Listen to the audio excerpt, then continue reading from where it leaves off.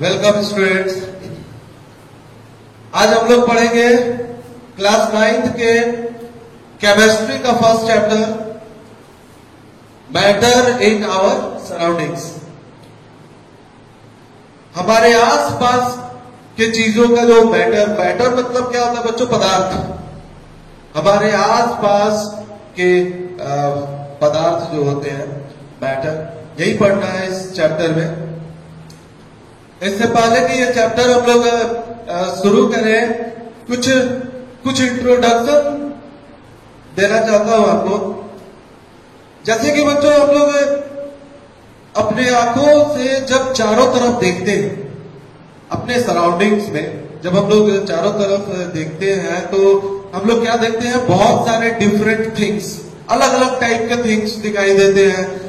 Large, small, बड़े size के भी होते हैं, छोटे साइज के भी होते हैं।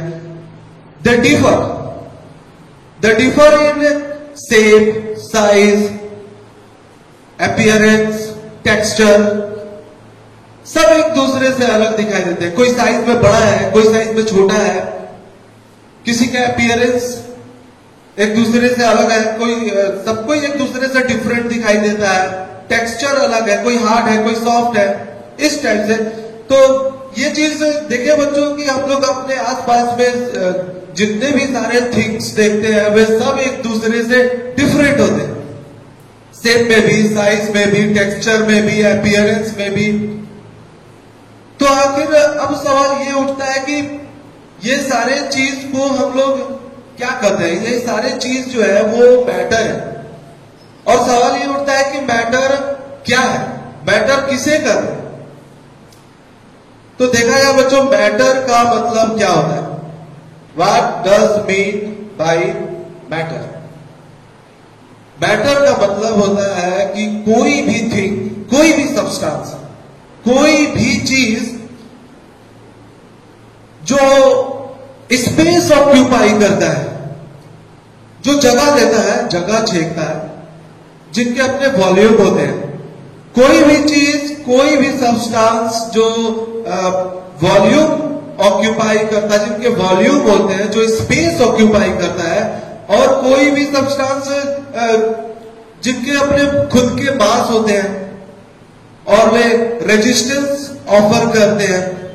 तो मैटर किसे कहते हैं? मैटर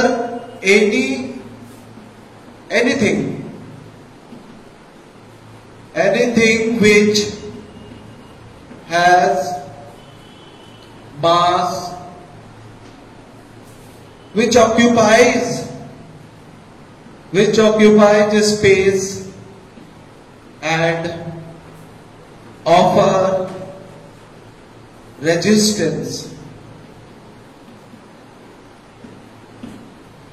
कोई भी चीज जिसके मास होते हैं, जो ऑक्यूपाई करता है स्पेस, जो जगह लेता है और रेजिस्टेंस को ऑफर करता है, हम लोग उसे मैटर कहते हैं। फॉर एग्जाम्पल अगर देखें बच्चों, कुछ सोचिए, एयर, जो हवा हम लोग ब्रीथ करते हैं, एयर। वाटर जो कि बहुत ज्यादा इसेंशियल होता है हर लिविंग ऑर्गेनिज्म के लिए। कोई भी living organism without water survive नहीं कर सकता है। तो वाटर भी अगर हम लोग देखें, वाटर को भी कंसीडर करते हैं। जो खाना हम लोग खाते हैं वो फूड, जो कपड़ा हम लोग पहनते हैं क्लॉथ्स, जो जिस घर में हम लोग रहते हैं हाउसेस, लकड़ी, वुड, स्टार्स, प्लैनेट्स, etc। इन सब चीजों को जरा देखिए, इन सारे एग्जाम्पल्स को जरा ध्यान से देखो बच्चों। एयर के मास होते हैं, ठीक है, एयर का अपना मास होता है। एयर ऑक्यूपाई भी करता है स्पेस। हम लोग सबको ही जानते हैं कि air occupies space. Air offer करता है रेजिस्टेंस। जब हम लोग एयर के डायरेक्शन के अगेंस्ट में चलते हैं तो हम लोग को ये चीज रियलाइज होता है कि yes, of course air offer resistance. जब हम लोग उसके अपोजिट डायरेक्शन में हवा तेज होती है तो हम लोग को चलने में काफी दिक्कतें महसूस होती है। तो एयर जो है एक तरह का मैटर है। वाटर के भी खुद के मास होते हैं, उनका अपना वॉल्यूम होता है, यानी कि वाटर भी स्पेस लेता है, जगह छीनता है। Food, clothes, houses, would, stars, planets, ये स्टार्स प्लैनेट्स ये तो काफी बड़े हो गए। तो हर कोई चीज, हर कोई थिंग्स मैटर हो सकता है, फिर चाहे उनका मास कम हो या उनका मास ज्यादा हो, वो स्पेस थोड़ा सा ऑक्यूपाई करते हो या फिर वो स्पेस बहुत बड़ा ऑक्यूपाई करते हो, सभी मैटर है।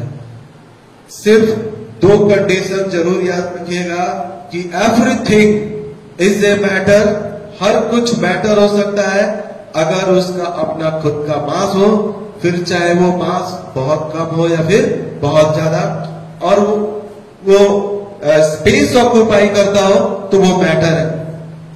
अब चलिए अब हम लोग ये सोचते हैं बच्चों की जब हम लोग अपने आसपास में सराउंडिंग्स में डिफरेंट टाइप ऑफ थिंग्स देखते हैं, जैसे प्लांट्स देखते हैं, एयर को महसूस करते हैं, वाटर देखते हैं, बहुत सारे इंसेक्ट्स वगैरह भी देखा करते हैं, लकड़ी से बना हुआ फर्नीचर वगैरह देखते हैं, गाड़ी देखते हैं, घर देखते हैं, मकान देखते हैं। क्या लगता है आपको वो सब मैटर है या नहीं? सभी मैटर है, क्योंकि सभी के अपने मास है और सभी स्पेस ऑक्यूपाई करते हैं, तो वे सबके सब मैटर है। तो अब सवाल मन में ये उठता है कि ये यूनिवर्स किस चीज से बना है? इतना ब्यूटीफुल यूनिवर्स किन चीजों से बना है? तो जवाब यह है बच्चों कि पूरा यूनिवर्स मैटर से ही बना है, फिर चाहे वो मैटर एक दूसरे से अलग टाइप के हो, मगर सभी के सभी मैटर है। तो पूरा यूनिवर्स किस चीज से बना है? मैटर से बना है, जिनके अपने मास और वॉल्यूम होते हैं और जो ऑफर करते हैं रजिस्टर। अब कुछ एग्जांपल्स आपके सामने मैं रखना चाहूंगा, जरा आप सोच करके एक बार देखिए कि क्या वो वाकई में मैटर है या फिर नहीं। जैसे कि happiness,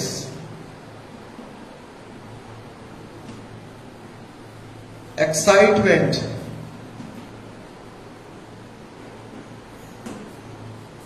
hit, electricity, fear, ETC। जरा इन एग्जाम्पल्स को देखो बच्चों, जरा इन एग्जाम्पल को देखा जाए, happiness, excitement, hit, electricity, fear.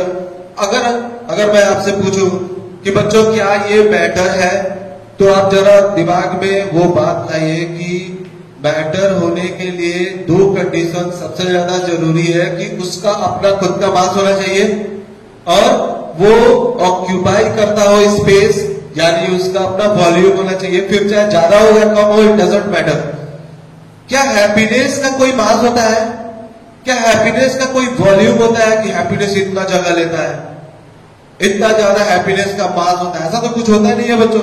ये एक्साइटमेंट्स, इसका भी मास बिल्कुल नहीं होता है और ना ही इसके कोई वॉल्यूम होते हैं। हिट के साथ भी वही बात है, इलेक्ट्रिसिटी भी वही है, फियर भी है। ये सब के सब एक तरह से देखा जाए तो क्या है? हैप्पीनेस, एक्साइटमेंट, फियर, ये सब क्या है बच्चों? फीलिंग्स। और फीलिंग्स का कोई भी मास नहीं होता और ना ही उसका कोई वॉल्यूम होता है। इसलिए ये सब के सब मैटर नहीं है। These are not the example of matter, but these are matter. Y?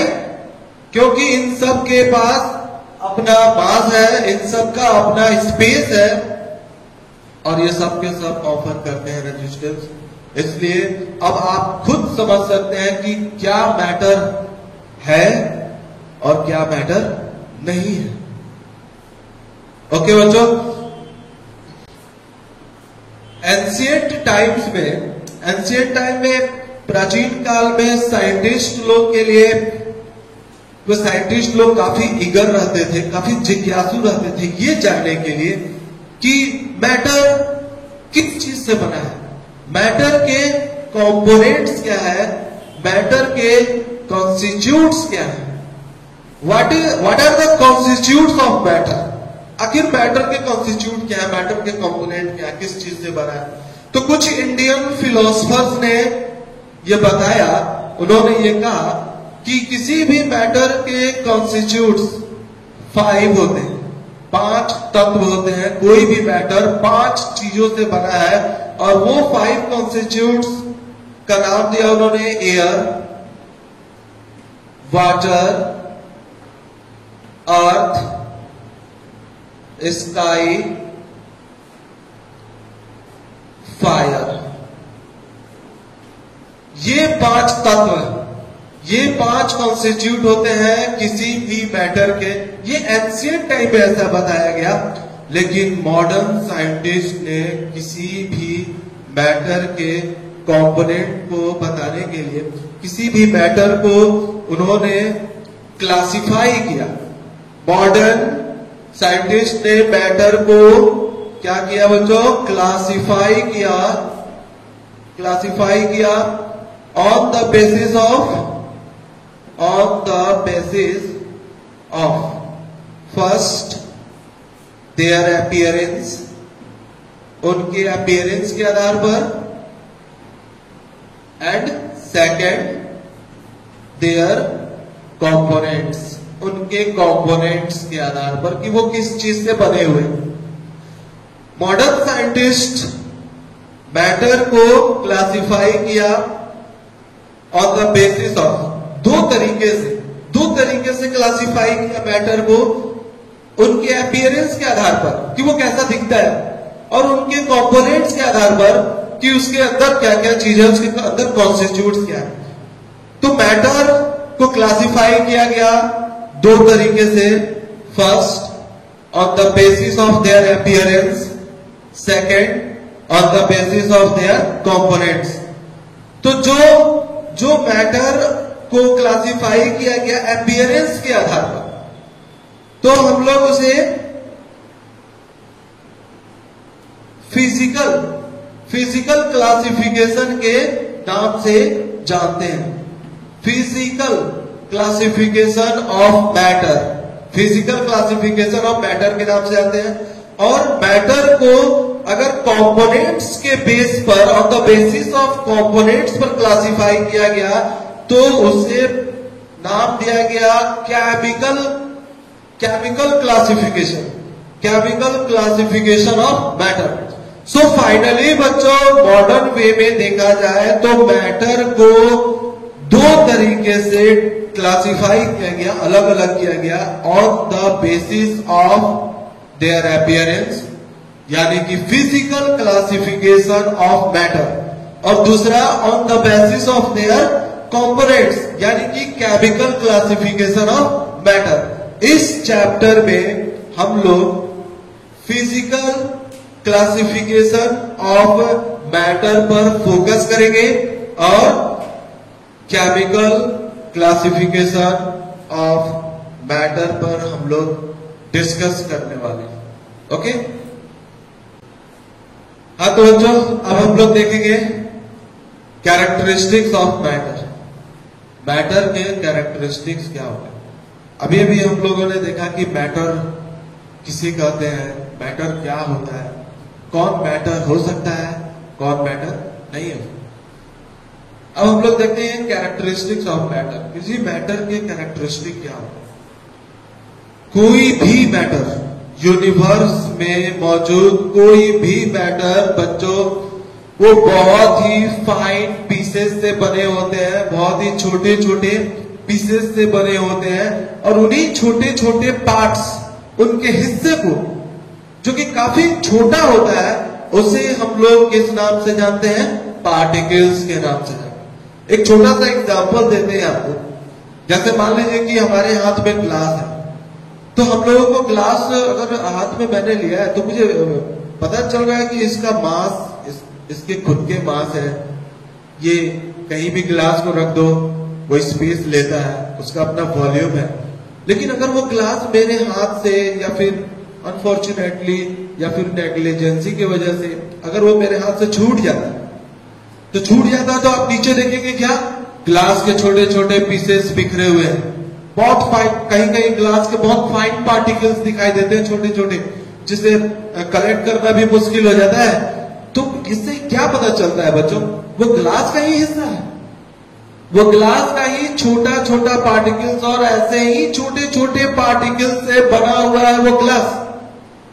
तो ठीक वैसे ही हर मैटर अपने ही टाइप के छोटे छोटे पीसेस से बने होते हैं, फाइन पीसेस से बने होते हैं, और उसे हम लोग क्या कहते हैं, पार्टिकल्स कहते हैं। Every matter is made up of particles. Her matter particles का बना होता है। हर मैटर किसका बना होता है, पार्टिकल्स का होता है, पार्टिकल्स का बना होता है। Every matter is the minute particles, particulate. Her matter जो है वो पार्टिकुलेट होता है। एक और एग्जांपल देते हैं बच्चों आपको, जैसे कि मान लीजिए कि हमने एक ग्लास में वाटर लिया और उस ग्लास में शुगर ऐड कर देते हैं, शुगर ऐड करते हैं उस वाटर में।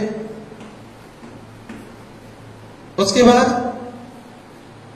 इस ग्लास को एक ग्लास रड से अच्छे से इसे मिक्स डिसॉल्व कराते हैं। इस वाटर में शुगर को डिसॉल्व कराते हैं एक ग्लास रड की मदद से। तो हम लोग शुरू में क्या देखते हैं कि शुगर एक सब्सटेंस है, sugar is a matter, sugar एक मैटर है। उसे हमने वाटर में डाला, वाटर भी एक मैटर है। जो शुगर आपको शुरू में दिखाई दे रहा था सॉलिड फॉर्म में, पानी में जाते ही, डिसॉल्व होते ही वो शुगर गायब हो जाता है। आखिर वो शुगर कहां गया? और सबसे बड़ी बात है कि इस वाटर का लेवल भी नहीं बढ़ता है। Without increase level of water, sugar totally dissolve in the water. Sugar, चीनी पानी में पूरा डिसॉल्व हो जाता है, पूरा डिसॉल्व हो जाता है और पानी का लेवल भी नहीं बढ़ता है। तो कहां गया शुगर?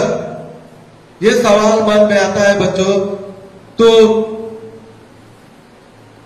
शुगर पानी में घुलते ही अपने छोटे छोटे पार्टिकल्स में क्या हो जाता है? सेपरेट हो जाता है। जैसे ही शुगर को हम लोग पानी में डालते हैं तो शुगर एक मैटर है, तो वो तो शुगर के बहुत छोटे छोटे पार्टिकल से बना होगा, क्योंकि हर मैटर तो पार्टिकल से बना होता है। तो जैसे ही हमने शुगर को वाटर में डिसॉल्व कराया तो शुगर के पार्टिकल्स सेपरेट हो गए, क्रिस्टल से पार्टिकल्स सेपरेट हो गए, और वही पार्टिकल्स वाटर में भी पार्टिकल्स होंगे, क्योंकि वाटर भी तो एक मैटर है और हर मैटर पार्टिकल से बने होते हैं। तो वाटर के पार्टिकल्स के बीच में जो गैप होता है, उसी वैकेंट स्पेस को ऑक्यूपाई कर लेता है शुगर का पार्टिकल्स। उसी जगह पे जाकर बैठ जाता है जहां पर वाटर के पार्टिकल्स के बीच में जो वैकेंट स्पेस होता है, वहां पर शुगर का पार्टिकल्स उस जगह को ऑक्यूपाई कर लेता है, एंड दैट्स वाई, और इसी वजह से वाटर का लेवल जो है वो बढ़ता नहीं है। तो ये इस बात का प्रमाण है बच्चों कि चीनी जो है वो वाकई में एक मैटर है, और चूंकि मैटर है तो उसके फाइन पार्टिकल्स वाटर के पार्टिकल्स के बीच में मौजूद वैकेंट स्पेस, खाली स्पेस के बीच में सेट कर जाता है, उस जगह को ऑक्यूपाई कर लेता है, और इसलिए पानी का जो है वो लेवल नहीं बढ़ता है। सेम थिंग अगर हम लोग ऐसे ही पानी में नमक भी डालते हैं और उसे डिसॉल्व कराते हैं तो यही होता है। फिर नमक के जो पार्टिकल्स हैं वो फाइनली सेपरेट हो जाते हैं, और वाटर के मॉलिक्यूल्स के बीच में जो गैप होते हैं, वाटर के पार्टिकल्स के बीच में जो गैप होते हैं, उस वैकेंट स्पेस को ले लेता है। तो ये इस बात को याद रखिएगा कि हर मैटर बहुत ही फाइन पीसेस से बने होते हैं, जिसे हम लोग पार्टिकल्स कहते हैं। ओके, दूसरा कैरेक्टरिस्टिक्स देखते हैं बच्चों। Particles are too small to see या टू बी इमेजिन। पार्टिकल्स बहुत छोटे होते हैं, इतने छोटे होते हैं कि वो ऐसे ही पार्टिकल्स, किसी भी मैटर के पार्टिकल्स जनरली दिखाई नहीं देते हैं, इतने छोटे होते हैं। जैसे कि अभी इसके पहले हम लोग एग्जाम्पल लिए थे कि जब शुगर का सॉल्यूशन बनाते हैं वाटर में, तो शुगर डिसॉल्व हो जाता है वाटर में। शुरू में शुगर दिखाई देता था, लेकिन डिसॉल्व हो जाने के बाद, शुगर के पार्टिकल्स सेपरेट हो जाने के बाद, क्या पानी में आपको शुगर का पार्टिकल्स दिखाई देता है? नहीं देता है, क्योंकि वाकई में पार्टिकल्स इतने छोटे होते हैं कि we can't see them even with naked eye, even with microscope. Simple, particles के साइज बहुत छोटे होते हैं और हम लोग उसे नहीं देख पाते हैं। ऐसे ही एक छोटा सा एग्जांपल लेते हैं। मान लीजिए कि एक बीकर में मैंने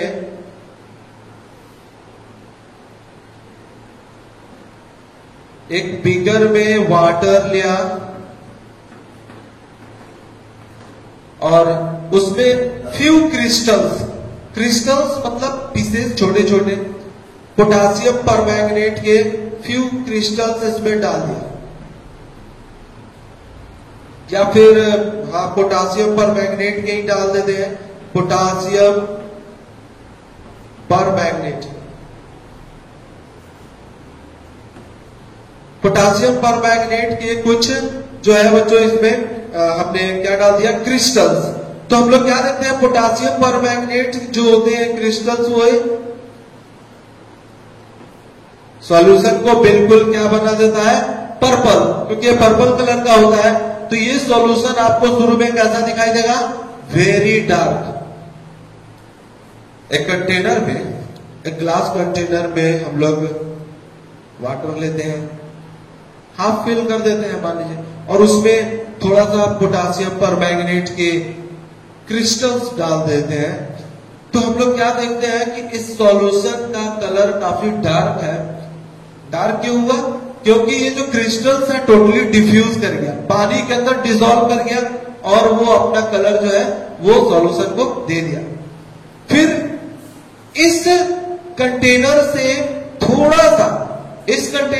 थोड़ा सा सैंपल निकाल के दूसरे कंटेनर में डाल देते हैं, दूसरे कंटेनर में थोड़ा सा डाल देते हैं, इसमें से थोड़ा सा लेकर के, और फिर उसमें पानी डालते हैं दूसरे कंटेनर में, इसमें से थोड़ा सा पोर्शन निकाल के इसमें डाल देते हैं और फिर उसमें पानी डालते हैं। तो हम लोग क्या देखते हैं कि वेरी डार्क से ये थोड़ा सा क्या हो जाता है, लाइट कलर का हो जाता है, लाइट पर्पल। अब ऐसे ही हम लोग बार बार 3-4 बार रिपीट करते हैं सेम एक्सपेरिमेंट को। अब इसमें से थोड़ा सा सैंपल निकाल के थोड़ा सा तीसरे कंटेनर में डालते हैं, तो तीसरे कंटेनर में डालते हैं और फिर उसमें वाटर ऐड कर देते हैं। तो हम लोग और क्या देखते हैं कि वो लाइटर हो गया, पहले से भी वो बिल्कुल लाइटर हो गया, इससे भी कम लाइटर हो गया वो कलर जो था सॉल्यूशन का। और फिर इसको ऐसे ही हम लोग इसका थोड़ा सा अगर सैंपल निकाल के इसमें ऐड करते हैं और वाटर ऐड करते हैं थोड़ा सा सैंपल लेकर के, तो यहाँ क्या देखते हैं कि इस सॉल्यूशन का कलर बिल्कुल फेडेड हो गया, बिल्कुल हल्का सा कलरलेस टाइप का हो गया। तो ये क्या दिखा रहा है, ये बता रहा है कि पोटासियम परमैंगनेट के एक 2-4 छोटा सा क्रिस्टल्स डालने से ये सॉल्यूशन काफी गाढ़ा हो गया। इसका थोड़ा सा हमने सैंपल इसमें डाला था, थोड़ा सा उसका पोर्शन डाला, फिर वाटर ऐड किया, तो इसका कलर थोड़ा इससे फेड हो गया, मतलब इससे थोड़ा हल्का हो गया। फिर इसमें से थोड़ा सा सैंपल इसमें निकाल के डाला और फिर वाटर ऐड किया, तो उससे भी कलर जो है वो इसमें कम हो गया, पहले से लाइटर हो गया कलर। इसमें से थोड़ा सा निकाल के दूसरे कंटेनर, तो ऐसे जैसे जैसे हम लोग पानी ऐड करते जा रहे हैं, थोड़ा थोड़ा सैंपल डालते जा रहे हैं, इसका मतलब कि कंसंट्रेशन ऑफ सॉल्यूशन घटते जा रहा है। क्यों कंसंट्रेशन ऑफ सॉल्यूशन घटते जा रहा है, क्योंकि इसके पार्टिकल्स तो इसमें बहुत डाले थे, टोटली डाला हुआ था। इसके कुछ पार्टिकल्स पोटासियम परमैंगनेट के इसमें गया, जो कलर तो अपना दिया, लेकिन इसका संख्या कम था, इसलिए इसमें कम कलर आया। फिर इसमें से थोड़ा सा पोटासियम परमैंगनेट के पार्टिकल्स इसमें गया, इसलिए इसके कंपेयर में इसमें पार्टिकल्स कम है, तो ये और लाइटर हो गया। इसमें से जब इसमें डाला तो इसमें पोटासियम परमैंगनेट के पार्टिकल्स बिल्कुल बहुत कम हो गया, नहीं के बराबर, तो ये जो है और भी उससे भी कम लाइटर हो गया, बिल्कुल फैटेड। तो ये इस बात को दर्शा रहा है बच्चों कि छोटे से पोटासियम परमैंगनेट के पीस में न जाने कितने सारे पार्टिकल्स हैं, न जाने कितने सारे पार्टिकल्स होते हैं, that we can't count them, हम लोग उसे काउंट नहीं कर सकते हैं। एक छोटा सा पीस ऑफ पोटासियम परमैंगनेट, हम लोग इसके जगह कॉपर सल्फेट का क्रिस्टल भी ले सकते थे, तो वहां पर भी वही बात होती। तो इतने छोटे छोटे पीसेस में इतने सारे पार्टिकल्स होते हैं, तो आप इमेजिन कर सकते हैं कि पार्टिकल्स कितना छोटा होता है।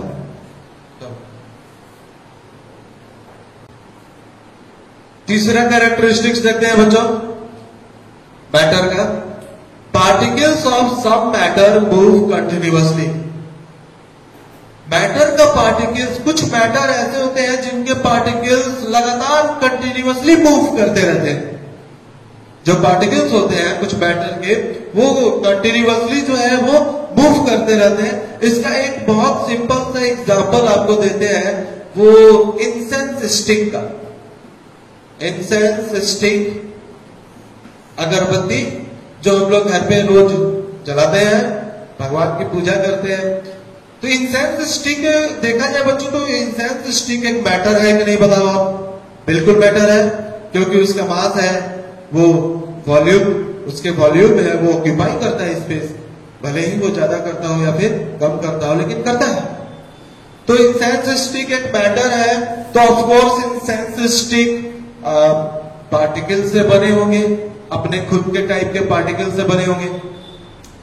तो ये इंसेंस स्टिक को अगर हम लोग किसी क्लासरूम के कोने पे कॉर्नर पर लगा देते हैं, ऐसे ही लगा देते हैं, अभी उसको हमने जलाया नहीं है, सिर्फ कॉर्नर पे लगा देते हैं, तो आप रियलाइज करेंगे कि हमको उसका स्मेल लेने के लिए थोड़ा उसके क्लोज जाना पड़ता है, थोड़ा उसके सामने जाना पड़ता है, तब रियलाइज होता है उसकी स्मेल जो है वो रियलाइज होती है। लेकिन जब हम लोग उसी इंसेंस स्टिक को मैच स्टिक से जलाते हैं और एक कॉर्नर पर इंसेंस स्टिक जल रहा है और हम लोग दूसरे कॉर्नर पर खड़े हैं, दूसरी जगह पर खड़े हैं, तो आप बहुत बड़ी आसानी से आप महसूस कर सकते हैं, स्मेल कर सकते हैं कि इंसेंस स्टिक का स्मेल जो है कुछ दूरी तक जाता है। क्यों? क्योंकि इंसेंस स्टिक का जो पार्टिकल्स है वो एयर में डिफ्यूज कर जाता है, वो एयर में मूव करके डिफ्यूज करके ट्रेवल करता है, काफी लंबी दूरी तय करता है। तो ये तो इस बात के बच्चों दर्शा रहा है कि कुछ मैटर जो होते हैं उनके पार्टिकल्स मूव करते हैं, अगर वो मूव नहीं करते तो वो एक कॉर्नर से दूसरे कॉर्नर में नहीं पहुंच पाता, वो एक कॉर्नर से दूसरे कॉर्नर में बिल्कुल भी नहीं पहुंच पाता। तो पार्टिकल्स मूव करते हैं। ओके, चौथा कैरेक्टरिस्टिक्स देखिए बच्चों, there is space between the particles of a matter known as interparticle space और intermolecular space। किसी भी मैटर के अंदर जो पार्टिकल्स होते हैं, जैसा कि हम लोग जानते हैं कि हर मैटर पार्टिकल्स के बने हैं, तो किसी भी मैटर के पार्टिकल्स के बीच में गैप होता है। अब गैप कम हो या ज्यादा हो बच्चों, मान लीजिए कि ये कोई मैटर है, तो ये मैटर बहुत सारे पार्टिकल्स से मिलकर बने होंगे, तो मैटर के पार्टिकल्स के बीच में जो खाली जगह होता है, जो स्पेस होता है, जैसे आप देख सकते हैं यहां पर कि हर पार्टिकल्स के बीच में स्पेस, खाली जगह है, इसी स्पेस को बच्चों, इसी खाली स्पेस को इंटर पार्टिकल स्पेस कहते हैं। पार्टिकल्स के बीच में खाली जगह होते हैं और उसी स्पेस को हम लोग इंटर पार्टिकल स्पेस बोलते हैं या फिर inter molecular space. Inter particle space कहने का मतलब पार्टिकल के बीच का space, between the particles, particles के बीच का। ये देखिए पार्टिकल्स के बीच का जो स्पेस है उसे हम लोग क्या कह सकते हैं, इंटर पार्टिकल स्पेस या फिर इंटर मॉलिक्यूलर स्पेस। अब ये डिपेंड करता है बच्चों, इंटर पार्टिकल स्पेस किसी मैटर में ज्यादा होता है, किसी मैटर में कम होता है, लेकिन इंटर पार्टिकल स्पेस जो होते हैं वो लगभग सभी मैटर में होते हैं।